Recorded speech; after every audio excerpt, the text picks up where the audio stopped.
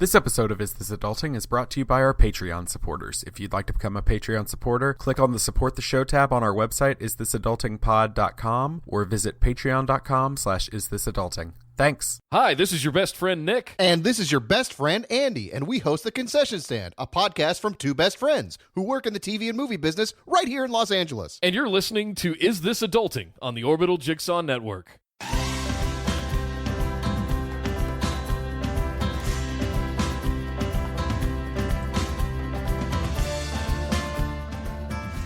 Hey everybody, and welcome to Is This Adulting, a weekly conversation between two best friends navigating adulthood and our struggles with mental illness as overgrown man-children. I'm best friend number one, Stephen Pappas. Who are you this week?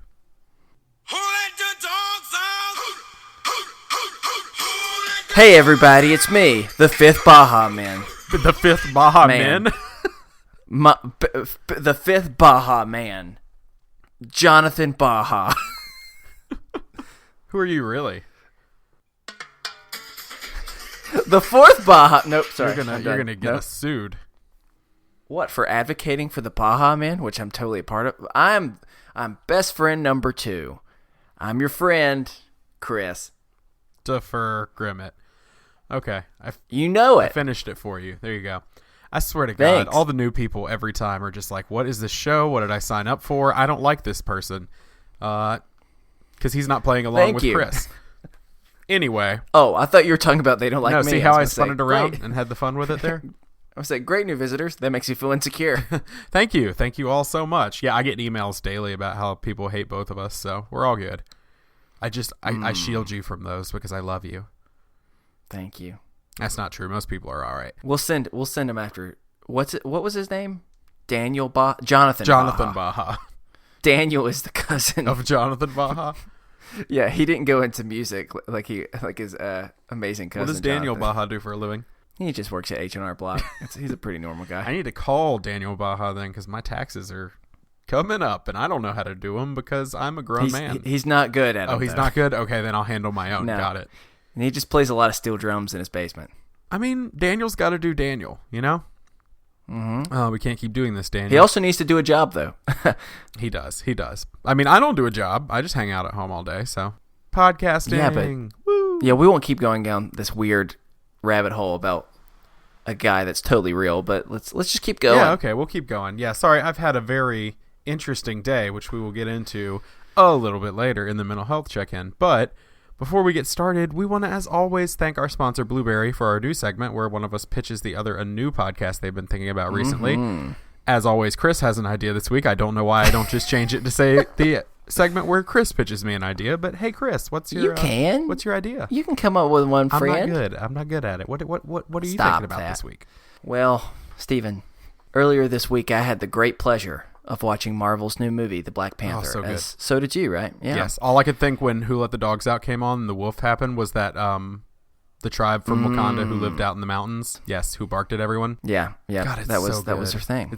Yeah. Well, anyway, there were so many wonderful things about that movie, and it made me want to come up with my own superhero idea to pitch Marvel. Oh God. Steven, you want to hear it? Mm-hmm. You see, Marvel has shown a lot of different universes, but it's never found a hero quite like this. We're used to seeing heroes when they're young and fit, but what about those heroes once they've reached their golden years? My story is to share with you about the lesser-known superheroes of this galaxy, the ones who are above the age of 72. It's a podcast series that I call A Wrinkle in Crime. That one was good. I'll give you that one. Thank you. I'll give you that one. Thank you. That was another that was a tag team with me and Kate. So even though well done. The nerd in me the whole time is just like, actually, DC Comics did a graphic novel called Kingdom Come where they were all everyone old join superheroes. me. Boo! I boo Let's myself. Boo, Steven. I boo myself. Jonathan, come out here. Boo him. Boo. Other Baha men that I don't know your names. I'm gonna assume are awesome though. Boo with me. Boo. Oh, I've incited an angry mob. All right. Well, I won't say anything then. Never mind. Yes. I won't talk about Yeah. Kingdom Come and how You it have to- you already have to gives wait us till a the glimpse next into part of old this. superheroes. Anyway, yeah. Well, Keep going. I like that. I actually enjoyed your pun very, very much this week, as Thank opposed to last you. week where I made fun of you, and I'm very sorry about it. Whatever. But you understand, one, It's got to be an audio drama because we are talking about podcasts here. That's true. Hadn't thought quite about that, You but also keep need to going. know that recording a show isn't as easy as just uploading an MP3, right? Yeah, I've definitely been thinking about that one pretty hard, Good. I guess. I'm glad to hear that it's finally setting in. To get the most out of your show, you're going to need fast and reliable hosting, accurate download stats, easy to set up web pages. Does that make sense? No. No? Okay. Well, you can focus all of your time and effort on creating content if you have that stuff. Content like I'm scared to ask what for the Wrinkle in Crime. What you got? Stephen, one, it's a wrinkle in crime. A Wrinkle in Crime. Yeah, okay. Gosh, all right. And two, the first hero that you're going to find out about was just a simple man until he got into a square dancing accident that left the doctors needing to replace half of his bones and organs with metal technology. Stephen, he is a hero unlike others. He is the Iron Prostate. But Steven, you think that he's just hanging around trying to use the bathroom all the time? Well, kind of, but he also has a nemesis as well, Steven. Ethel Nurwinski used to just be a bridge-playing lady who liked gambling but loved Steve Harvey more. That is, until one of her 15 incredibly sick cats bit her, and her life changed forever. Will the Iron Prostate be able to defeat Dr. Mange? I was so proud of this. I am proud of you. Dr. Mange. Oh. I'm fighting my urge so badly to be like, the Iron Prostate, you just described an actual superhero, right? Hey. Having all that stuff replaced by metal, say adamantium, maybe Wolverine. Hey, you piece of shit, give me this one. I wanted to make a prostate joke. Okay. And that's what I had. It's beautiful. It's beautiful, and I love it. Well, Blueberry offers all of your Wolverine... No. Did Wolverine get into a tragic square dancing accident? He might have. We don't know his full history. You know he didn't. Give me this one. That's up to the writers. All right, whatever. All right. That's up to you. That was a bad comeback. It Just was. keep Well, you going. understand that Blueberry offers you all of your podcasting needs, from hosting all the way to a fully integrated WordPress site. I can't say words. I'm so thrown off now. Well, that sounds exactly what I'm needing, Steven. But what if I've already started? No, it's all good. It doesn't matter if you already have the podcast or if you've always wanted to start your own. Either way, you can head over to blueberry.com/BFF to get your first month free. That's blueberry without the e's.com/BFF. Well, that is also pretty nice, but I've got a pretty loyal fan base, and I don't want to lose even one subscriber, Steven. What do you call your fans? The Depends Jers. That was so stupid. No, it's okay. I appreciate it. The Dependers. Dependers. I like it. Depends-gers, yeah. Are you going after... Dependers. Just call them the Dependers, because Netflix has the series The Defenders, which is a Marvel thing. Okay, it's so close. Sure. There you go. Well, the Blueberry Whatever. support team is available so you can migrate your existing show without any loss of subscribers. Why am I having trouble with words? Well done. I'm just thrown off by all of these amazing puns and all this wordplay that you've been sending us. Yeah, I did a lot of puns this week. It's been I was good. proud of I myself. like it. Well, you can go ahead and get to work on A Wrinkle in Crime or any other podcast today with Blueberry and get your first month free by using our promo code BFF. That's blueberry.com/BFF. I did Gee it. Willikers, thanks. Why was that Sorry. so hard? Why was it so hard? I'm usually... Sorry, y'all. I'm struggling a little bit. So am I, man. Let's talk about that. So we're going to start this week off just like we do every week with a mental health check-in. So Chris, how you been this week? My mind wants me to be doing good. However, my body is trying to do something very different. Steven, I've been in a pretty good spot considering. I had a realization earlier this week where I realized I had not really had alone time in the month of February. And I was wondering why. I wasn't saying freaking out, but just super emotionally done. Mm-hmm. And so Kate was awesome. She gave me a little bit of time just to relax and, try and get a little personal time to feel better about stuff. So I had that happen, which was good. I started feeling better, but I've just been having so much struggle with two things. One, a lot of back pain. And I've shared before, I have a lot of back issues. Steven knows in our drive down to Orlando. I'm the weird 28-year-old that has like a back support that I wear while I'm or not wear, but use while I'm on car rides and stuff, and I use it most of the time anyway. But I've just been really struggling with that. And when you go for a long time where your back is hurting and it doesn't feel like it's going to get any better, even if you're stretching constantly and you're doing all this type of stuff, it can just really, really be defeating. And it starts making you freak out about, the future. And just, man, if it's bad now, what will it be like in 20 years, that type of thing. So that's been difficult for me. And also, I've talked about this before, but I have just not been sleeping well lately. It's been something that I've struggled a lot with over the last couple of years, ever since I started dealing with pretty bad anxiety. But things have been getting better, and then all of a sudden, I'll go to sleep, but I'll wake up at least 6 or 7 times a night. Usually, I'll get to sleep until around like 3, 4 maybe, and then I'm waking up every 15 to 30 minutes until it's time to wake up, and so that just sucks. And then you start thinking about, and now my back hurts, and so then you get into that situation. So it's just been one thing after another. So it's just a weird dichotomy of, emotionally, I'm doing pretty good. I was able to get that alone time, and I've been feeling like really validated lately at work, which has been encouraging. And then I simultaneously have my body trying to attack me. And the combination is okay, but it's just still, it just still sucks. So I'm feeling encouraged. I have been thinking about this for a long time. Everyone says I need to do yoga, and I tell myself I'm going to do it. Do it. And then I mean, we've talked about this before, but just sometimes working out or doing that type of stuff sometimes it's just as much of a mental block as it is anything else. And you just have to like face some stuff, like just in your life emotionally, before you even get to the place where you can start working out. And so I've been thinking about that a lot. I'm hoping that I will. Heck, y'all give me some accountability. I'd appreciate that. So I'm feeling okay, but it would just be really nice if I got a little bit of relief from my back pain, because this has been a rough month for back pain. All February has been. And let's hope that March turns it around. Steven? Me. Yes, you should do yoga, by the way. Absolutely. Because I need to get back into doing yoga, because when I was doing it, it was super it kept me working on mindfulness things a lot better than anything else, because I was focusing on breath and feeling my body. And so yoga is not this thing that I think so many people view it as.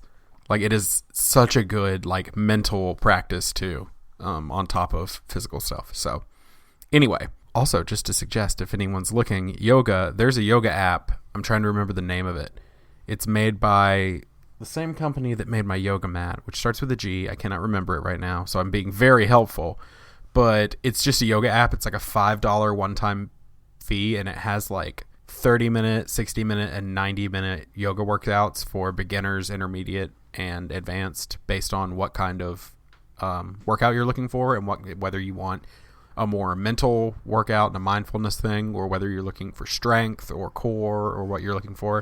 It's a really cool app. I think it might just be called yoga, which would make sense. But anyway, my turn. Okay, so I have felt really bad about the last 2 episodes, the beginning, and how I feel like I'm flailing all the time, because it seems like when we sit down to record the last few weeks, I've just had rough days that day, and my brain is fried. A few weeks before, it was us coming back from Florida, and I was exhausted from that. And then the next week, it was, I had a rough day with anxiety then, because I'm coming off meds.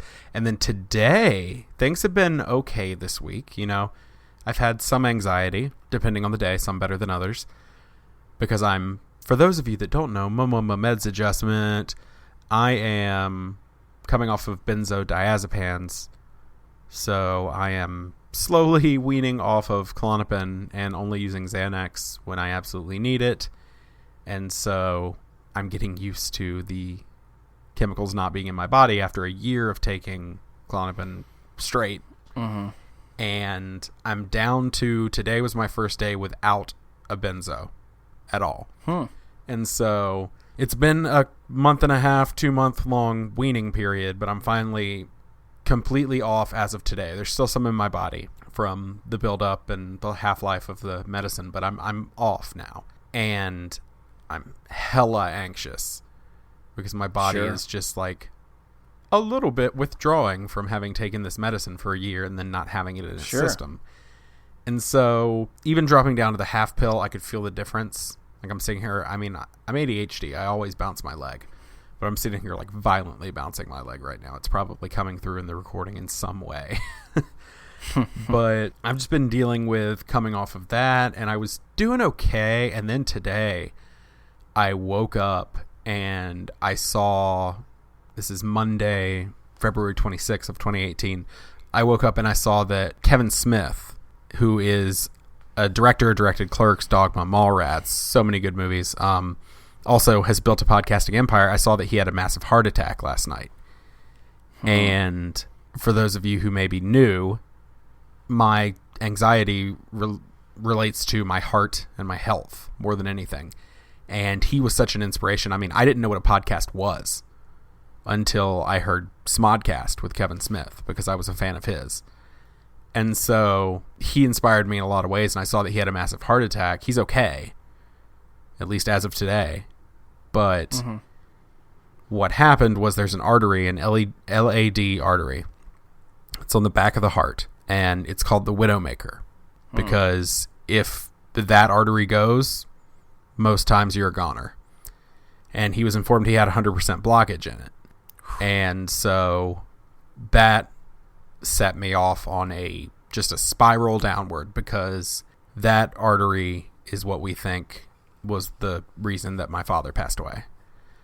And so I had never heard of it until my dad. And so seeing it again from somebody who I find to be an inspiration, sorry. It's okay. It really messed with me. And Sure. It got in my head. I had kind of flashbacks of stuff, and I could not get off the couch until almost noon today. I just laid there. I just thought about it, and it really got in my head. And I couldn't take my medicine at first. I didn't want to get up.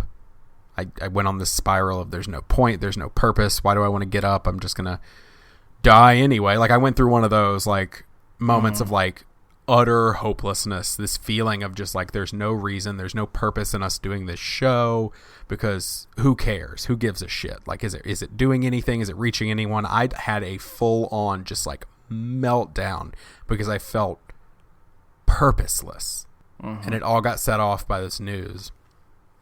And so I'm glad that he's okay, and I am pulling through, and I'm good now. I'm just a little off, as people can probably tell.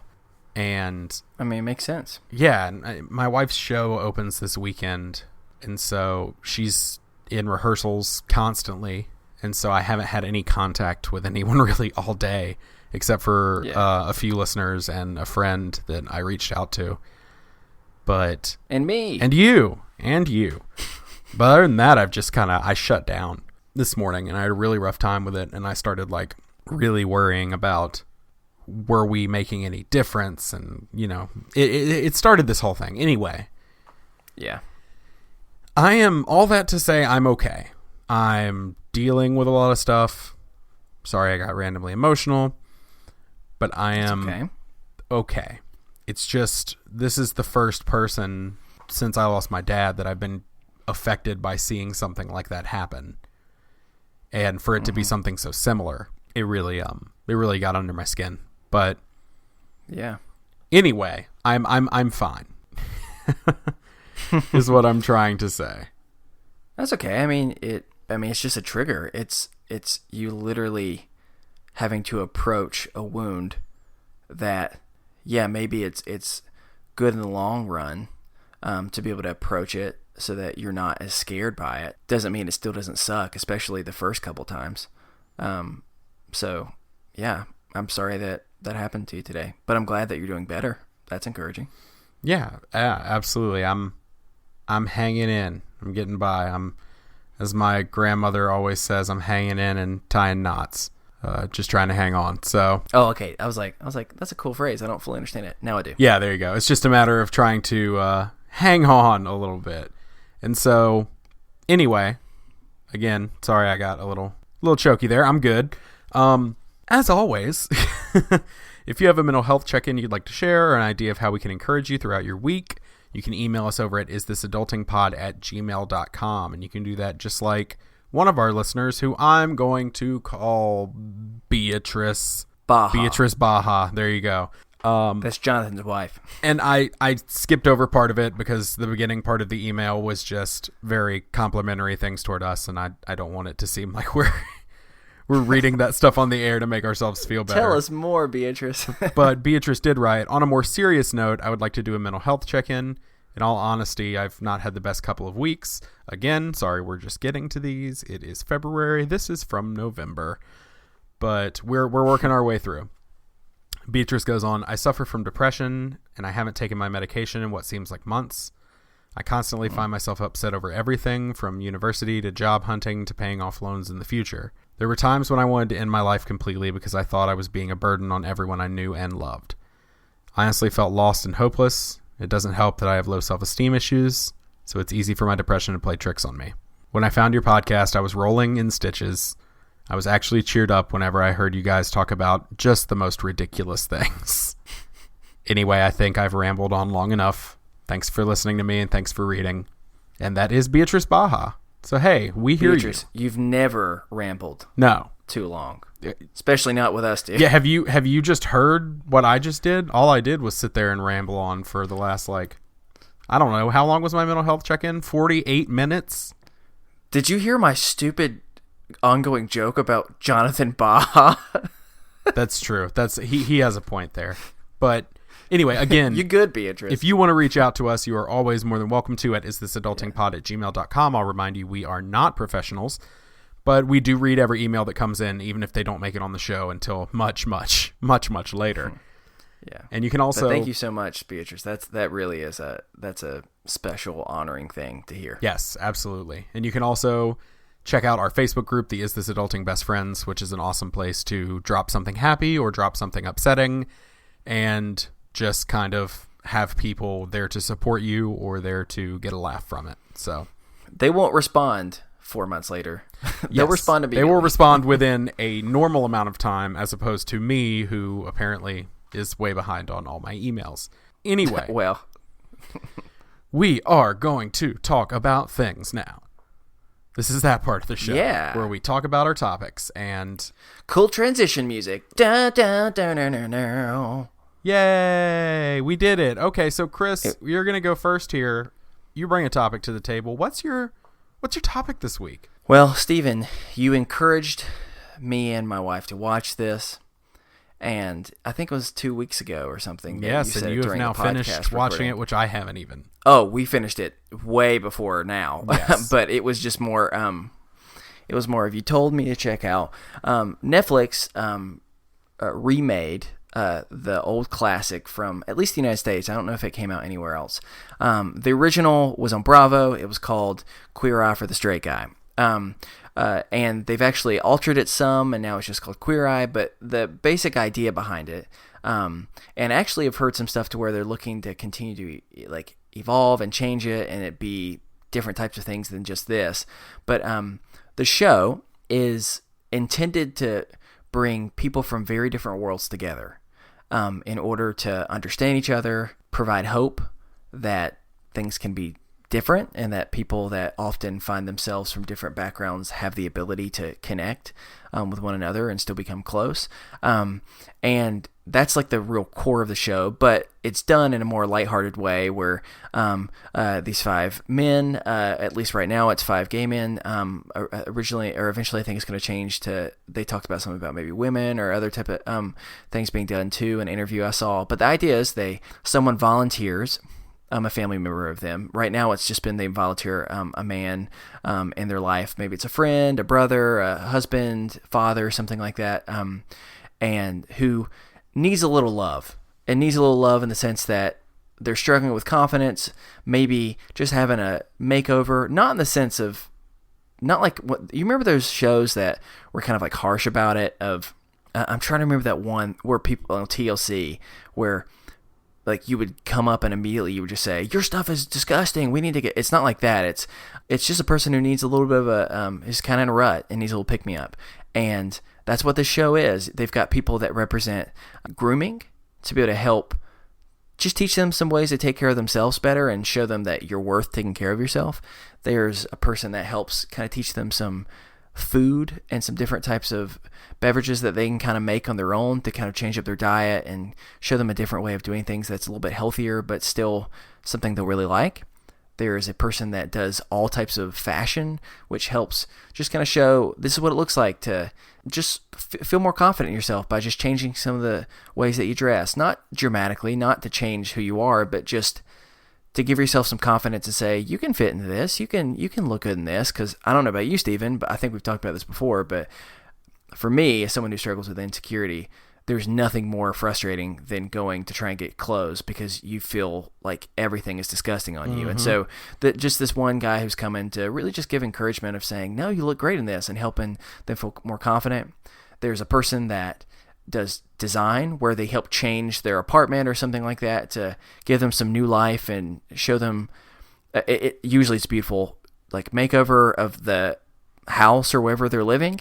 And then finally there's a person that helps them with culture, and really the way I would kind of describe it is almost like a life coach that kind of understands more about where their insecurities are coming from and really goes out of their way to just love and care on them. And y'all, I know that for some people this may not be an easy thing to watch because it may be something that you disagree with or you're uncomfortable by, but I want to encourage everyone, if you have the ability to have access to Netflix, and I'm assuming this is not just in the States, but I could be wrong, so I hope that this is on Netflix for other countries as well. But I would really encourage you to watch this because this is an emotional roller coaster in the best possible way. So I just wanted to kind of talk about it. Both of us have watched, I've watched all of it, you've watched most of it, and I just want to talk a little bit about some of the things why we liked it, and what about it kind of made it special, because it's something that really, I've heard a lot of interviews since I've watched it because I got obsessed with it, from what's called the Fab Five, the new guys that are on the show, and just talking about how intentional and the purpose for why they did this was to build bridges, and it's just a really moving thing, and it's a really wonderful mission that you can tell that they take heart with. So yeah, I just want to kind of talk with you about that and really encourage anyone and everyone to watch it because I think it is a phenomenal unifying thing. All right, it's time for the game. I was like, you gonna respond? Yeah, no, you've just said just about everything there is to say. Gosh. No, we can talk about some more of the particulars. So I love this show. I love the guys that are on it. I love everything, just everything about the Fab Five. Completely. They're my favorite humans. More so than most anybody. I have not watched the last two. But they're good. I know I need to, but Katie and I have been like rationing them because I'm so scared that once we're done, like I'll go through withdrawal because I love this show so much. That's why I still to this day have never finished Parks and Rec, but that's also because I have trouble saying goodbyes to shows. And so we've been rationing it out, but I kind of want to, let's go through and break down. Let's talk about the Fab Five. Okay. So you have Bobby, who is the design expert, who is awesome. And as we go through them, I want to talk about why we like this show so much, because I feel like each one of them will give us an example of why we like this show so much, especially Bobby and Karamo. Is it Karamo? Am I saying that? Karamo. Karamo? There you go. Karamo. And they, to me, have the two moments in the show that stick out the most as unifying and heartwarming, but they all have these moments. And so you've got Bobby, who is the design expert. So Bobby's the one who goes in and fixes everything as far as the home goes. He goes through and really just works on the house, and he gives them confidence through making their home somewhere that both represents them and something that they're proud of. And most of these guys, that is definitely not the case when they come in. In fact, all of these guys, like, it's not the case when they come in. There's some hot messes. There are some hot messes. Sure. The first episode is rough as far as the house that they go into. But gosh, it's one of the best Oh, ones. it's still probably, maybe, no, it's not. They're all my favorite. But yeah, I know. It's amazing to watch him go in and just design these things that somehow represent the person that they're quote unquote making over. I don't use that term like. And they don't really like using it either. No, they don't. They're helping. Yeah. They're helping to get their confidence and find themselves. So he goes in and designs these beautiful spaces that really both describe the person that they are, but also are somehow modern and beautiful as well, depending on how that differs from said person. It's just, it's really cool to see. And so Bobby has this moment in, I believe it's episode 3 or 4. It's somewhere in the middle. I think it's episode 3. And he has this moment with the person that they're helping out, who is, this all takes place in Georgia, by the way, which is very different from New York, which was the setting for the original Queer Eye for the Straight Guy, which then got renamed to Queer Eye later in its run. It is very different from their time in New York because it's rural Georgia in a lot of cases. And they go to this guy. Was his name Ben, I think? Off the top of my head, I can't remember. I want to say his name's Ben. And they go to his house, and he is a father of 3, husband, an evangelical Christian. Oh, he's more than a father of 3, I think. Like, I think he has... Is it 4 or 5? Yeah, I think he's got a lot of kids. I couldn't remember. And like, he fostered a lot of kids. Oh, okay. Yeah, so he's got just no space in this house. And there's things everywhere. It's strewn about. And he's, like I said, he's an evangelical Christian, which brings about this moment later on in the show. So Bobby's outside working in the garden with, I'm going to call him Ben. Yeah. And he's working with him, and they're working side by side, and they're talking about religion. Religion comes up because... and faith in general. Right. And Bobby's kind of referring to a lot of things because Bobby grew up Protestant Christian. And as active in the church as you could be, from the way he kind of talked was about extremely active in faith and religion, and then he now harbors, from the episode, I think it's fair to say, a lot of resentment towards that community because of the way I would say resentment, but even more so just hurt. A lot of pain and hurt. Yeah, it's and rightfully so, the way he was treated. He kind of explains it a little bit. And they have this conversation, this beautiful conversation between two people with very much differing viewpoints. And one is feeling hurt and upset because of the way he was treated, because of who he is, by a community that he so closely was a part of. And Ben, on the other hand, is a good old country boy from rural Georgia. Well, I think he even said he'd never met a gay person before. Right, exactly. I think that was his exact language. And so they have this conversation, though, that builds a bridge in a beautiful way, where there's a discussion, and there feels like there's some reconciliation for Bobby on his part, because it's the first time that he says in the interview, it's the first time that a Christian person has reached out to him since all this happened and basically been like, I don't think you were treated right. Just in general, you could tell they had a really deep connection, and I listened to a few more interviews after the point, and all the guys had kind of talked about how what they were nervous about was sometimes they were going into houses with political signs that was pretty clear that they were going to be on different sides of, right? And they walked out at the end of the week spending with them, honestly shocked that they had just made what they kind of considered a lifelong friend, and like a truly lifelong cherished friend from that experience. And that was one of the examples where you just kind of saw that difference could not keep them apart, which was really, really a powerful thing in itself. So, yeah, and I mean, it was just really moving. Right. And that does happen for another one of the Fab Five later on in the series, which I think that was actually episode 3, and I'm thinking of episode 5. Anyway, doesn't matter. They're all great. Watch them all. So then you have Anthony, who is the food expert.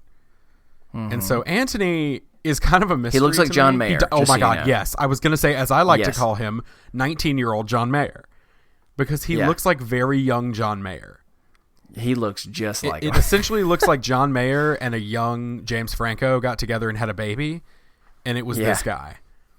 Yeah, 100%. But unlike those two men, he's very, very sweet. Yeah, good caveat. Yeah, he's wonderful. I feel like I'm going to say that about every one of these guys. But I'm literally watching this show and like taking notes on, I want to try this recipe. Because he comes in and takes these people who don't have confidence in themselves and don't treat their body well, and he walks them through how to treat their body better. The thing that I found most interesting was in the first episode, there was redneck margaritas, is what, I can't remember the guy's name from the first episode. Tom. Oh, I loved him so much. He looks like 50-year-old Santa Claus, and he's just a sweet man. And they come in, and he every day eats at the same Mexican restaurant, drinks a jumbo margarita, and then goes home and makes what he calls redneck margaritas, which are just tequila and Mountain Dew, which sounds so disgusting. Yep. And there is this really fun moment where he makes redneck margaritas for all of the Fab Five, and none of them have a positive reaction, I don't believe. Maybe one of them. But all of them are just like, this is the worst thing I've ever put in my mouth. Like, why would you do this? And he goes, okay, well, how can we healthy that up a little bit? And so he works with things that Tom likes. And he goes, how can we do that? And he teaches him to make homemade guacamole and all this stuff, and like homemade healthy Mexican recipes, because that's what he appreciates and that's what he likes. And he teaches him how to take it and make it his own in a healthy way. Yeah, I mean, I would say they all have different things that they're gifted at. Jonathan, he is definitely the comic relief of the show. Oh, we're getting to him next. I love Jonathan. Yeah, that's the best way just to describe him. He's a comic relief. He has very flowy long hair, and he's the one that is focused on grooming, and he's just a really funny person. And I'll just go ahead and be honest. I think that he's a personality that for some, it might take a little bit of time to kind of get used to him, because he's just a lot of energy. I mean, I've even heard him in interviews since then say he understands that he's a lot to handle. But the more you watch the show, the more you recognize how big his heart is and how just genuinely endearing and funny he is. And he's just a goofball. That's the best way I would. And he's able to make some people look freaking good. I mean, he's legitimately challenged me to make me like rethink, like maybe I should do a better job of grooming my beard and everything. Like he really has challenged me. Oh, me too. I haven't lately as far as grooming the beard, but I had those thoughts, and we'll move into Jonathan, because Jonathan's the only one that I knew who he was before Queer Eye. Oh, really? So Jonathan is not only a podcaster, but I didn't know that. Yeah, he's a podcaster. He has hosted for a couple years now, or 3 years maybe. It comes out every other week, a show called Getting Curious with Jonathan Van Ness. Oh. And I've listened to a few episodes. It's really good. But the thing I knew him from was Game of Thrones, which is a Funny or Die thing. He was originally working on a client's hair, and he got asked to recap the Game of Thrones episode from the night before for Funny or Die. And it ended up turning into a web series called Game of Thrones. And it's hilarious, and he's hilarious. I think I was looking it up. Yeah, actually, the series was nominated for an Emmy Award in 2016 for Outstanding Short Form Variety Series. Wow. So I had seen him on Game of Thrones before this, and I had heard of his podcast. And so I just found him really interesting, and I liked his sense of humor. I think he's funny. We both yell Yas Queen all the time so much. And he really does bring this overwhelming joy to the show. that I can't describe. Like watching that show and watching Jonathan, it's just like I wish I was that joyful all the time. Like he's just so happy to live life and be alive and know everyone. Yep. And it's just amazing to watch him form these bonds with, because I don't think we are in anywhere off the mark with saying what was for so long portrayed as the quote unquote stereotype of a gay man in the United States is kind of what Jonathan embodies. I mean, he definitely represents almost a Jack-like character at times from Will and Grace. Yes, he literally feels like what so many people have stereotyped the queer community to be like, which is not at all what the entire queer community is like. But so often in America, the stereotypes that we see kind of represent this. And so Jonathan is just this fun-loving, very loud, and he will admit it, just ball of joy. And I agree with you. I feel like I need to make myself look better all the time because, I mean, he's made me think about it. Like, oh, he's right. I should make more of an effort. 100%. 100%. And I also kind of have that feeling about the next guy who's Tan. God, he's great. And this is what's really interesting. Tan, so he's I can't remember his exact backstory. He was in London for a long time, so he's got truthfully, he's got such a beautiful, pleasant British accent, as well as I think, I'm trying to remember correctly, I think he said he is either from or his family's from Pakistan. He is. His family's from there. Okay. And he has one of the best heads of hair I've ever seen in my entire life. His hair is beautiful. He's just such a gentle, kind, like compassionate spirit.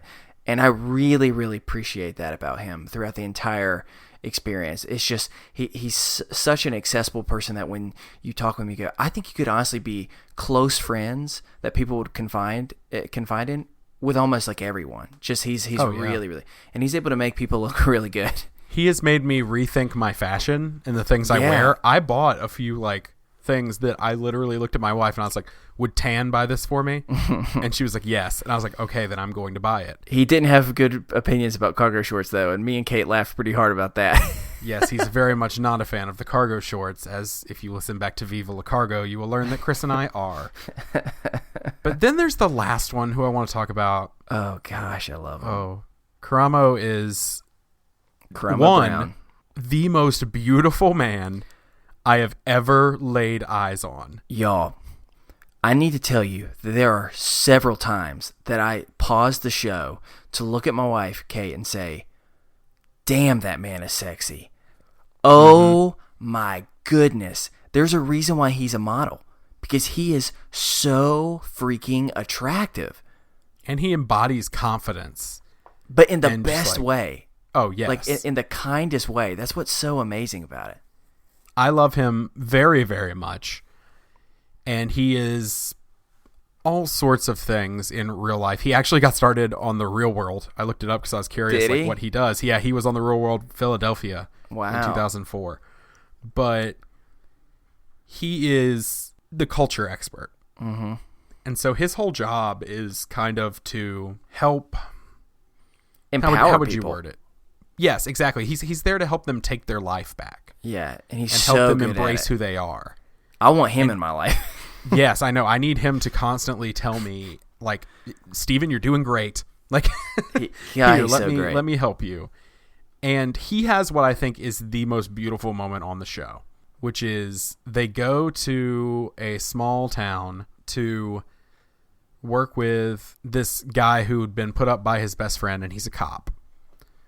And so they pull into this small town in a truck, and Karamo is driving, and they're pulled over by a police officer, and things get really tense. Yeah, and I think it's important. Karamo is black, so I think it's important. Yes, Karamo is a black man to help kind of explain why the tension was there. Right, and so things get very tense in the car, and Jonathan is making a few jokes, trying to kind of lighten the mood. You can tell, but you can feel the tension through the screen. Yeah. For Karamo, and you can see it on his face. Well, you can see he's just scared. Yes. You can tell. So when the cop comes up and asks him to step out of the vehicle, I'm looking at my wife and I'm just like panicked because I'm so uncomfortable with the tension. And what it turns out is it's all a joke. And this was the cop that put his buddy up for I don't like using the term makeover, but put his buddy up for the help. Yeah, for the experience, I'd say. Yes. And he was kind of playing a joke, and he gave him a police escort to the house, and they kind of laugh it off, but you can kind of tell it got under Karamo's skin. And he later says he didn't think it was a funny thing. But he's driving to Atlanta, I believe, from wherever they are, and it seems to be a pretty long drive. And he has this conversation with the gentleman that they're helping.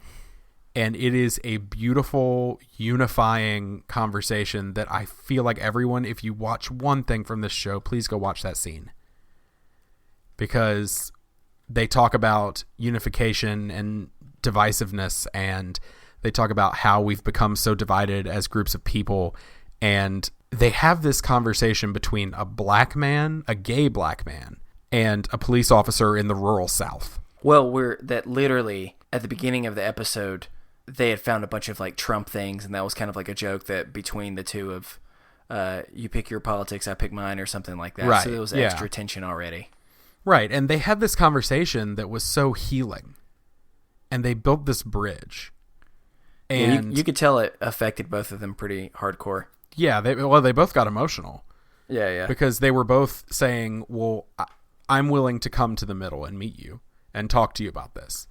And it was a really beautiful thing to watch, and the way they did it, they don't show the whole conversation, but they time lapse it, and they cut between moments in the conversation where they're sharing. And they even joke at the end. They said, if I, a gay black man, and you, a cop from the South, can have this conversation, why can't more people? Yeah. And it's a beautiful thing. I actually read an article about that scene, and it turns out that Karamo and that guy, whose name is slipping my mind, they actually text each other every day. They're still friends. Wow. And they still text on a daily basis just to check in and see how the other one's doing. And I think that that's incredibly powerful. Yeah. And so that's the Fab Five. That's Queer Eye. Go watch it. It is the feel-good show of the year. I am not joking. This is one of the most joyous experiences I have had. It would just give you a lot of hope. And who doesn't need hope? Especially if you're listening and you struggle with anxiety or depression or different types of stuff. And it's something that really was just not only just like a getaway from things, it really kind of, I wouldn't even call it a getaway, because I walked away really feeling more upbeat and hopeful from it for days after. So please watch it. Yep, please watch it. Okay. Hey everybody, best friend number one, Stephen Pappas, breaking in with your weekly podcast recommendation. So, sorry that I didn't transition into this, but oh well, you love us anyway. So this week we're recommending Oh No Lit Class. If you've not heard this podcast, it's so good, y'all. Megan and RJ revisit your old required reading list, this time with cool facts and trivia, bad impressions, some surprisingly sexy plot summaries, and plenty of jokes to make you blush. Let's ruin some literary classics together. New episodes come out every other Thursday. This show is hilarious. Megan and RJ are great, and it really makes me take a look at literature that I didn't read in high school when I was supposed to. Anyway, definitely check it out. You can find them on your favorite podcatcher or at braintrustbros.com/shows/Oh-No-Lit-Class. Check it out. It's game time. Steven, let's play that game. We've got a new game this week. I don't understand it or how it's played or what it is. Please tell me more. Like, did he have a car? Stephen, Webster's Dictionary describes a troll to be a person who sows discord on the internet by starting quarrels or upsetting people, by posting inflammatory, extraneous, or even off-topic messages in an online community with the intent of provoking readers into an emotional response or of otherwise disrupting normal on-topic discussion, often for the troll's amusement. I describe them personally as big ol' meanies who try and steal your sunshine. However you describe them, trolls are out there in this world, and they're trying to poop on your parades. Literally, there's troll poop everywhere, Stephen. So, as a way to not let them keep the power over us. And let me just say, as a person that I had 2 experiences last week that instead of it being online troll, I met real life trolls, and Gross. And they were incredibly mean to me, and it really, really hurt, and left me just not in a good place. So, as a way to not let them either keep the power over us, we want to take a chance to give some constructive feedback to those trolls out there. We know they're never going to stop trolling, but at least we can try and help them get a little bit more creative while feeling more empowered ourselves. That's the combination. So we're going to take real life reviews from the internet, all different types of stuff, okay? And we're going to read them out loud. And then we're going to provide a numeric value for how unique or creative we felt they were, followed by some suggestions for how, if they have to troll, they can at least do so with a little bit more pizzazz, you know? So it's time for us to take power back from those negative Nancys. And it's a game that I call Troll Patrol. All right, I'm gonna read out a review, and we have to give a rating out of 10, almost like the judges in the Olympics or something. So 0 is being something like you'd hear a prepubescent 3rd grader say when they're trying to bully someone. 10 would be like a Picasso-like burn where you can't help but applaud for their being pretty creative, or maybe you just agree with them, one of those two. So with that, Stephen, are you ready for the first one? Yes, I will ask, are any of these things that have been said about us? No. Okay, good. No. So this is from a popular city zoo.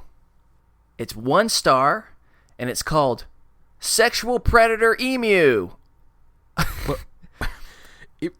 Let me explain. Did I say emu? Whatever. Emu. Emu. That's a Pokemon. Emu. Let me read the this. electronic version of Mew. Let me read it. So, as my partner and I strolled around the, in all caps, children's section of the zoo, an emu got a bit too friendly with me, rubbing itself against me.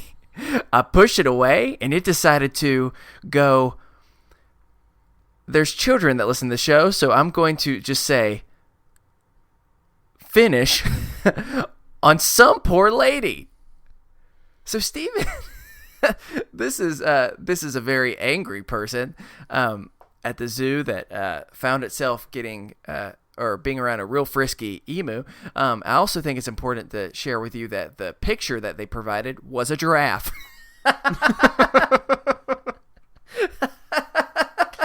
So, Stephen, I want to get your score before we go into reason why. What is your score? 0 out of 10 for this troll. I'm going to go 4 out of 10. 4 out of 10? All right, I'm going to go 2 out of 10. All right, so I want to hear your reasons why / just some constructive criticism for if they're going to troll, how to do it a little bit less douchey. I kind of gave them 2 extra points than you just because it wasn't really trolling. Yeah. It was more just a bad opinion that they had. I'm not sure this zoo deserves the 1 star, though, for not being able to control an animal that, well, maybe they should be controlling an animal, actually. Why is the emu loose? Why is he wandering around in places where he can do that sort of thing? But I'm docking, if not all of the 6 points, for 1, the fact you were not that creative. And 2, I think that the title was extremely inappropriate. Yeah. And not cool to use terms like sexual predator. Yep. For that sort of thing. I think that's really uncool and not funny. So, yeah. You're getting 4, bud. I agree. For a couple different reasons. 1, because it's inappropriate. 2, because that's not a sexual predator. That's literally just an animal. Yes. Like, you're at their home. Deal with it. You know what I'm saying? 2, you definitely get points taken off if you don't know what a giraffe is, and that's a pretty important thing for me to explain. I'm pretty passionate about understanding what a giraffe is because there's no other animal that looks like one. So that upsets me. Next thing, I like how they really made it a point to explain the children's section in all caps when it's like a children's section of the zoo. I'm so confused. Is there a children's section at zoos? Isn't the whole place kind of a children's section? That's what I thought. So I didn't understand. And finally, I'm going to say this person doesn't get to complain. Know why? Because you were not finished on. It was the poor lady that was. So if anyone is going to give it a bad review, I'm going to give her that right, not you. And so all the way around, we need to have a cool, like, fun, sassy phrase, like, for Troll Patrol. We need to come up with something. Basic. Yeah, basic. There we go. We'll go for that one for now. So that was the first one. Steven, this is the next one. This is for a hotel room. Also, oh, God. No. Also 1 out of 5 stars. And for some reason, they literally... Huh? Did our roommate from college write this? No. Oh, okay. No, that's a different story we'll have to explain sometime. But I want to share it right now. No, we'll do it later. But everyone's in ironically, suspense. There are some comparisons. And my favorite part about this is they put themselves in quotes with a ... And it says, "There was poo in the kettle." Yep, this is close to what our friend experienced. Go ahead. Right, go so on. Let me read this, and I want to go ahead and give everyone a heads up. There's a reason why this one is definitely a troll move, because they're going to say something that is, once again, inappropriate. So I just want everyone to do a heads up. This is not my personal opinion, and I will be criticizing them for this. So oh, God. They say, "Do not stay in this absolute dump of a hotel," and I use that term, hotel, very loosely. I thought they were going to say dump. That would make more sense. Yeah, that would have made more sense. Yeah. I cannot convey strongly enough how disgusting this place is. Blood-stained headboards that have clearly been up since the World War, in parentheses, the first one, comma, rude staff, comma, windows that won't close, comma, no hot water, comma, broken furniture, comma, dirty utensils, broken light fixings. Sorry, I didn't realize that was on the Bojangles menu. An actual poo in the kettle. I don't understand what that means. Pretty sure I'm going to end up with some sort of rash/disease due to the sanitation conditions similar to those of a, this is not my words, homeless crackhead. In summary, this place is a complete hole. Steven, let's give a rating for this troll.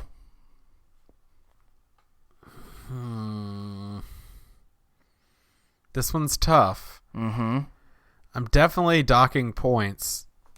Are we trying to, like, make them better shit talkers? Like, what are we? No, not so much. We're just not cool. No, we're more just saying, look, I can at least respect someone that is able to do a creative, funny critique. That's fine. Not just being negative for the sake of being negative. So that's what I'm saying. It's this game we're still figuring it out. You know, the thing is, I'm gonna go 6 out of 10. Really? Yes. Okay, please explain. Okay, so the entire 4 points that I'm docking off is because of that comment. Mm-hmm. That's not okay. That's not cool, and I'm upset about that. But I mean, at the same time, it sounds like they had a pretty good reason to be writing this review. I'm not sure that they needed to troll as much as they needed to write an interesting worded letter to maybe the people who run the place and be like, hey, have you thought about this? Because bloodstained headboard, poo in the kettle. I mean, nothing about this is good. All right. And so they had legitimate reasoning. See, I'm not going to give him that much credit. I'm giving him a 3 out of 10. And here's my reason why. One, poo in the kettle. Definitely a big part is because that stupid comment, which was not even creative, as well as being stupid. 2, I'm upset with them by a lot of things. I'm upset with them by their lack of they missed a complete joke with an absolute dump of a hotel. Like, that was upsetting to me. Next on the list, and I feel like this is pretty important. Now, I'll go with you. The poo in the kettle is a pretty weird thing. But I'm upset because, so this was on TripAdvisor, mind you, okay? Right. So clearly one they of the most toxic places on the internet. Yeah, well, they clearly use TripAdvisor. I'm kind of going to go as far to say, that's kind of on you. because you should have done your research for what place you were staying at. Okay. Now, don't get me wrong. The bloodstained is kind of weird, but That's disturbing. But if you're going to make fun of the World War, then hey, you deserve it. So all the way around, I'm going to give it a 3 because the only part I'm going to give them credit on is the poo in the kettle is pretty bad, but also pretty funny. So sorry, that's the next one. So we're going to move on with Ya Basic. Next up, this is for... Also, I would like to clarify, we're not trolling the trolls. We're not making fun of the people who are making fun of. No. That is not what we're doing here. Because No. for a second I was like, I hope people don't think that. No, that's not what we're trying to do. We're taking power back from the trolls. Yeah, we are. Who knows? And if people don't like it, maybe we'll do it again. But hey, Like, worth it'll a be like try. Noise Boys. Worth a try. El Noise Boys will come back. Just don't you worry. Anyway, Basically, all of the good named ones. it's okay. Next one comes from a guy named Mike of the 909 Pub and Grill in California. It's 1 star, and here we go. This just says, it's pretty simple. This place sucks big, hairy, itchy, oily, stinky balls. Steven, your score. 8 out of 10. You liked that one, did you? Yeah, oily got me. It made me laugh. And you know what? He's just being honest. You know, here's the thing that I like about this one. I'm actually going to give it a 7 out of 10 because when I saw just this place sucks big, hairy, I was like, ugh. But then when it went itchy, oily, adding some Stinky. unexpected descriptive words, I couldn't help but laugh. And here's my other thing. This is the best type of troll. This is so like obscene and stupid that anyone who sees it is not going to take it seriously. Right. And so that's what I kind of like about it. So you know what? I'm okay with this one. All right. Yeah, I was going to say this one's on this end of the spectrum. All right, so here we go. This is from a person who's giving a review of, are you ready for this? The Eiffel Tower. Oh, God. All right. It's I'm going to wait and give you the actual rating afterwards, but for now it's a piece of rusted iron is what it's called. I have no idea why this tower has gained so much importance. It's not even a symbol of love, yet lovers think it is, and start posing in front of it with all kinds of funny poses. A very good historical architecture is all I can say. This place is swarmed by touts and pickpocketers. The touts, is that I don't know what that is. I don't know what that is. Yeah, the touts would ask if you understand English and make you sign a piece of paper. Upon doing so, they will ask you to pay them as you sign the paper without reading it. So if someone asks you if you understand English, say no! ! Stroll around, take a few pictures, eat cotton candy, walk by the river scene. Don't go crazy at the tower and start queuing it up to reach the top. It's not worth it. It will cost you a day. Steven, any guesses real fast of what they rated this? I mean, Out of 5? the logical choice is 1 star, so I'm going to go 4 stars. 3. Apparently it's not that bad. Yeah, I would not consider that horrible. So Steven, what is your score out of 10? I mean, 2 out of 10. Okay. I found your nothing reasoning? about this funny. Yep, it's definitely not funny. It's not funny. And I mean, if you're gonna say negative things about something and still give it 3 stars, I'm not sure what's going on in your head. Yeah. All right. So here's some of my problems with it. I'm gonna have to give it. a probably a 1 out of 10 because it's just. I always give more love than you. Well, my thing is, if you're going to make me at least somewhat side with you, you have to give me a good logical reason. And there's nothing about this that is logical. I mean, yes, am I aware that there's probably a lot of tourists? Duh, it's the freaking Eiffel Tower. I think I would prepare myself for that. Then there's those weird comments about not liking people who speak English, considering 1, it's an international city, 2, it's not in America. So there's those things. And then here's the part that upsets me the most, Stephen. Stephen, I am going to describe one more time. I want you to close your eyes. In fact, I want everyone to close your eyes. And I'm going to describe an afternoon to you. And tell me if you think that this sounds horrible or not. Stephen, you going to close your eyes? Sure. Stroll around. Take a few pictures. Eat cotton candy. Walk by the river scene. Stephen, that sounds like an effing wonderful afternoon. That does not sound bad. I envisioned a beautiful painting when I was doing that. What? I did not understand that. So that's why I got to go a 1 because, hey, if you're going to make me not like it, don't tell me about cotton candy in a river scene. That's stupid. All right, so Stephen, here's the last one. Are you ready for this? I am so ready. And this one is, I'm not even going to tell you what it is because it will describe it itself. The title is called Weird, but how can you not go? Okay. So, not surprisingly, this museum has wieners of all kinds of animals in it. Oh, no. They even have a room with folklore creature dogs. Folklore creature dogs. So if you want to see an elf, troll, ghost, or zombie cow member, this is the place to go. Gift shop isn't great. Wish they had magnets that weren't condoms. 3 stars. Steven, what's your review for this one? 3 stars. I'm going to go 6 out of 10 again. Really? Why? Because it's not super funny, except for some reason the comment that got me the most was, gift shop isn't great. Steven, I don't know what you're talking about. This is a 10 out of 10 because it's not even talking that bad about it. So it's a great troll move in the sense of how we're wanting trolls to behave. Because they're saying weird, sure, but I mean, how can you not go to it? And let's be honest, a museum of the wieners of different animals is pretty weird, but it's also hilarious that they went. And anywhere that there's a room that you can say folklore creature dongs, I'm in. And so I'm in full support. That was if you have to give a review of something that you don't like, I'm in support. So, Steven, that was our first, possibly only. We'll see how people last. See how people respond to Troll Patrol. And now I'm going to stop because I feel a little awkward or insecure about it. Hey, it's okay. So do I. It's okay. So do I. All right, so that brings us to my topic. Okay. Wait, I was supposed to think of a topic?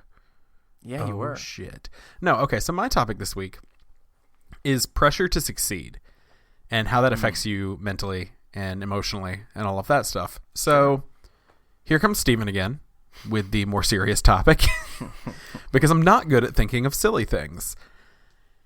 And I just kind of want to talk about, so I was talking to my wife last night and it was Sunday night, and as so many of you know, when Sunday night rolls around, it's the worst because it means tomorrow morning, if you work on Monday through Friday, you got to get up, you got to go to work, you got to start it all over. Mm-hmm. Well, she's a theater teacher and their production, as I said, is this week. And so, of course, they are in rehearsal constantly, and they work so hard on this. And we see it so often with students, but people don't realize it with teachers and with really anybody at their job. There's this overbearing pressure to succeed. Mm-hmm. And I was talking with her about it because I could tell she was stressed out. And so I started thinking about it, and I'm like, I understand, because then I started stressing out because I'm going, okay, I work 2 part-time jobs and I do the podcast full-time. And it's hard sometimes because society tells me, I quit this job because I didn't want to be miserable all the time. And society tells me that that's not enough, that I'm not doing enough because I'm not contributing very much financially. I'm not successful. I'm not rolling in money. I don't have what society views as the comfortable and successful life. But I'm happy 9 times out of 10. But there's still this overwhelming pressure, this weight on my shoulders to succeed and to fit into what society views as success. Not what I view as success. but what society views as success. And so, to me, I'm successful.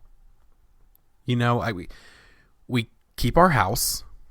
We put food on the table, mostly. We're getting by, and we're doing fine, and we're not living super comfortably, but we're happy. And I think that's what matters. And to me, that's all that matters, is we love each other, we have each other, and we're happy. And to me, that's what success looks like. I'm doing something I enjoy for the first time in my life. I would call that success, but that is not what the world calls success. And so it's really started like bothering me. I've been thinking about it more because I've been thinking, am I successful? Because so often it's this thought of you're either successful by society's standards or you're a failure. And that word looms over me all the time, this feeling of failure, of being a failure. And it's something that I legitimately am concerned about a lot of times. And so I just kind of wanted to talk about how that affects you. Do you feel that pressure? I know that you said you just got a promotion. Is there a lot of pressure coming with that, of kind of feeling like you have to meet these standards of success or else you're not doing everything properly? Because like I said, this morning when I was sitting there and I was stressed out, I didn't feel like I was successful. Mm-hmm.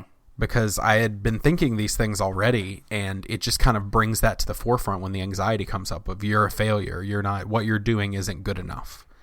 And so do you feel that in your job? Specifically, I'm talking about in the workplace, but yeah, just in life in general, do you ever feel like you're not fitting into the standards of success? Yeah, I mean, the thing that was interesting for those who are new, or even people who've heard episodes in the past, a lot of the stress, anxiety for me came from some unexpected toxic work environments where next thing you know, I found myself needing to leave certain environments in order to, you could argue, successfully still be living life, and be healthy. And to leave the stable job, to leave a lot of things, including a stable housing situation, it was impossible to not feel some type of shame. You're already struggling by just having to do it in the first place, and then it's even worse having to try and tell people, what are you doing, or how's things going, and you don't want to lie, but you also don't want to tell the truth because you don't really want to think about it. Right. And then we've talked about this a little before, but for me, I think what makes success and the pursuit of it so much more difficult is the worst possible thing for that is social media, because all you do is constantly compare yourself.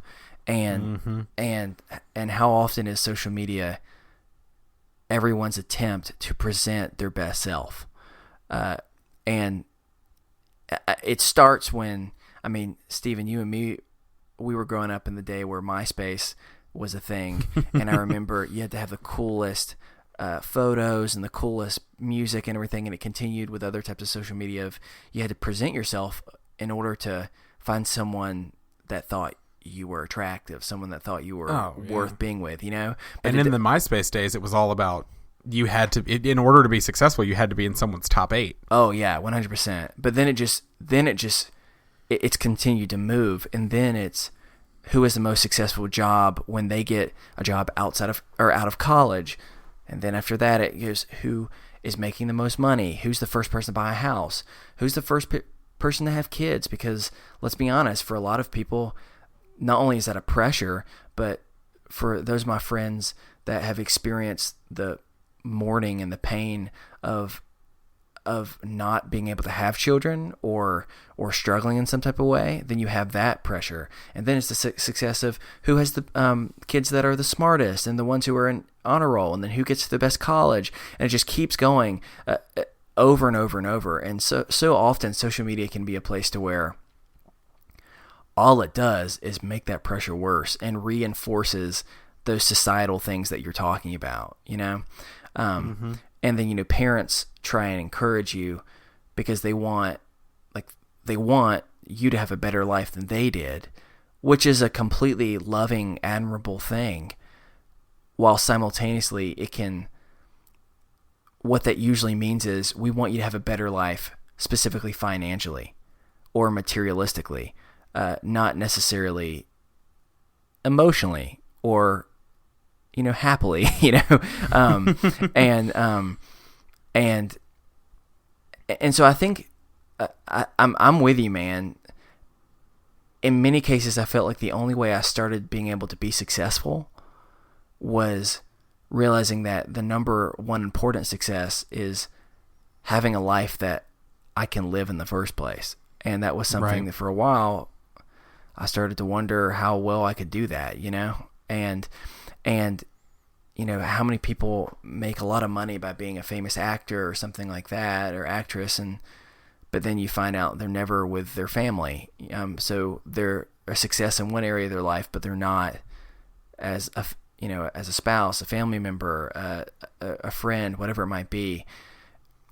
And so I've done everything I can to try and create my own understandings of what success is, and not so much imagine what I'm supposed to look like at my age, or not what I'm hoping to achieve necessarily in 10 years or 20 years from now, but more of just giving myself like mini successes, like mini goals to achieve, of just working on controlling my anxiety, or working on trying to eat better, to trying to do better at my job, or whatever it might be. I think that's the things I'm trying to do, because those are successes that actually feel tangible, and it's something that I can work towards, instead of constantly beating myself up by unrealistic expectations that realistically I'll probably never achieve.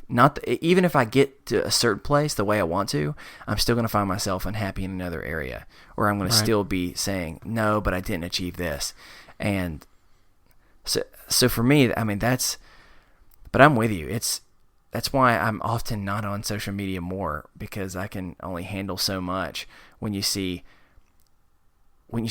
how you're feeling, and you're, especially when you're dealing with like a bad mental health day, the worst place to go sometimes is the internet, because then you'll see pictures of everyone joking and laughing, and you're thinking, wow, they have so many people that love them, and they're doing so well, and they don't have any troubles, which is a lie, Yeah, no.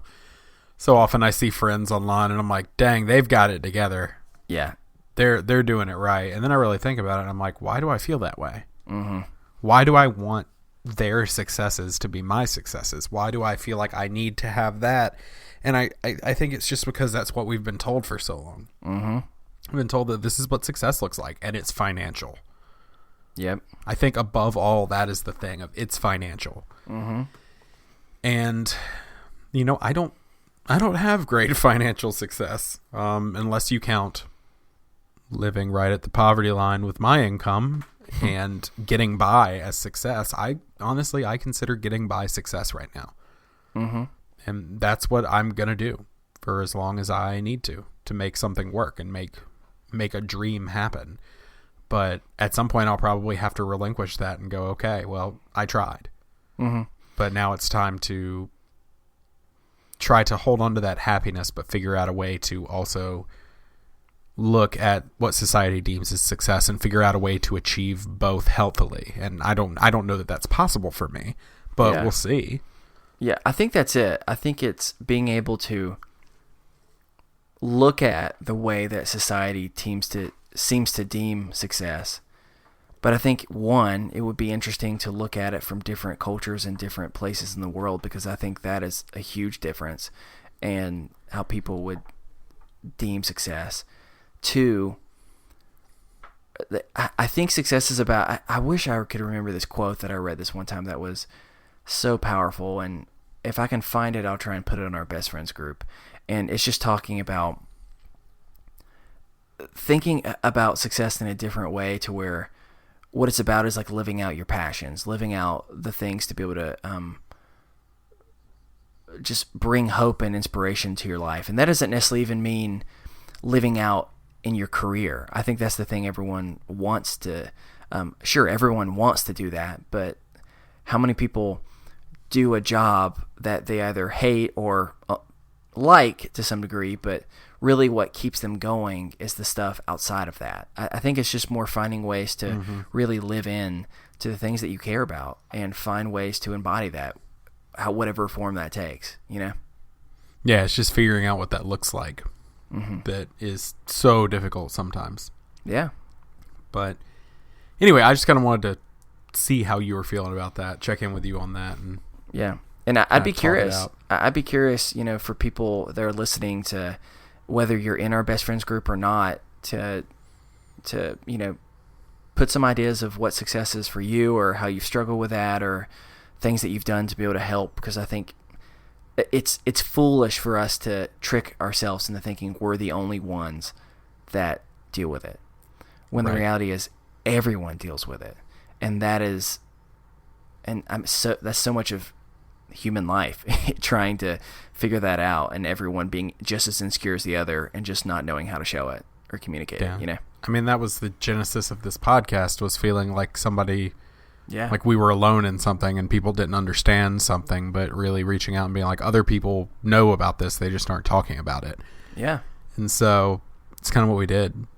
Anyway, we'll start winding down. And honestly, I just thought about it. If you want to hear more about the genesis of this podcast, we've been on a couple podcasts that have come out in the last few weeks.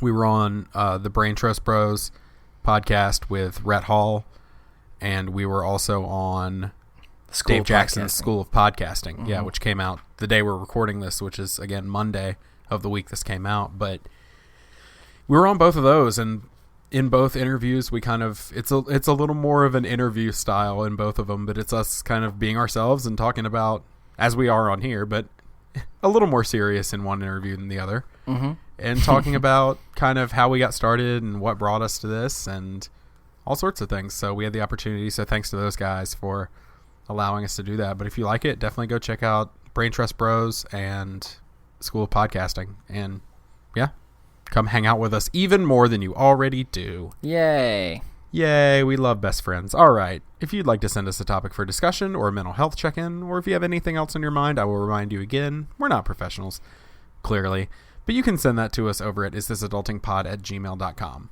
You can follow us back at our homes. Just joking. Creepy. I'll give you the information instead here. Follow us on all of our different social medias. There's Twitter. Our handle is @this_adulting. I'll say that. Nope. Oh, dang it. @this_? Chris, you've done this a million No, times. that was we right. Literally made a million episodes. @isthis_adulting. Maybe. See, I'm clearly both successful and not successful at the same time. You can also find us over on Facebook. Please like our page, but also, more importantly, join our best friends group. It's an amazing online support group / just an amalgamation of all different types of stuff, and it's super fun. It's called Is This Adulting Best Friends. If you have any trouble finding it, please just go to our website, isthisadultingpod.com. You can find it there, so you can be a part of it. It's a really amazing place that just brings joy on the internet. And when you're on our website, then please check out our show notes. They always have fun recaps of some of the games that we've done for different episodes or other things like that, as well as you can check out our merch store and find some cool things, as well as just get in touch with us or join the movement in us breaking the stigma around mental health. And finally, the last thing you can do to help us is just spread the word. Spread the word on Facebook, on social media, by subscribing to our podcast. And then if you can give us a rating and review, that really goes a long way for other people to find us as well. I also want to say one more thing before we wrap up the show. We are working on something. I'm not going to go into too much detail here, but if you as listeners have been profoundly affected by this show and you would like to share that with other listeners and with us, you can record yourself on your phone, as well as doing the drops that we do at the beginning of each episode. But you can record yourself on your phone, just giving a 1 or 2 minute, whatever you want to call it, about what the show has meant to you, or about us, or what you what your favorite episode was, what was the funniest thing for you. And not every single listener's is going to be used, but I wanted to just kind of throw that out there. If anybody would like to record that and send it to us by March 10th, we are working on something in the coming months that I'm excited to release for you guys. So if you want to do that, feel free to do that. Our email is, again, isthisadultingpod@gmail.com. It's a musical. And it is. It's a musical. I'm going to auto-tune all of you, and it's going to be beautiful. Yeah, but make sure you're okay with people hearing it. It's not just for us. Good qualifier. Yeah, I want to make sure. I was like, it's not just for us, so don't think it's going to be personal and private. It will go out to all of the internet. Record personal, private things just for us to listen to.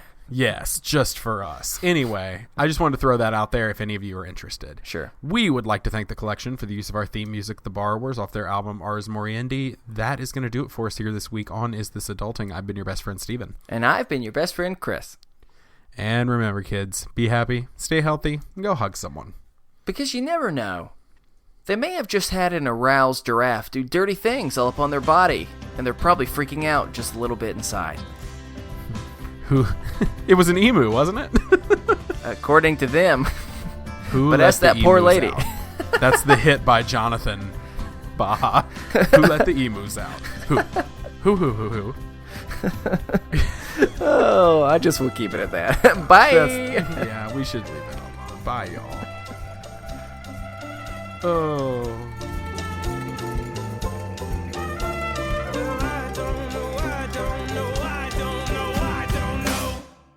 Is This Adulting is part of the Orbital Jigsaw Podcast Network. You can find our show, as well as others, at orbitaljigsaw.com. You can also find all of our merch at orbitaljigsaw.com/store. We are almost entirely listener-supported, so if you like what you hear, please consider clicking the Support the Show tab on our website, isthisadultingpod.com. We have tons of cool rewards, exclusive content, coloring sheets, Mad Libs, you name it, and much more that you'll receive in return for your support on Patreon. Thanks for all you do, and we'll see you next week.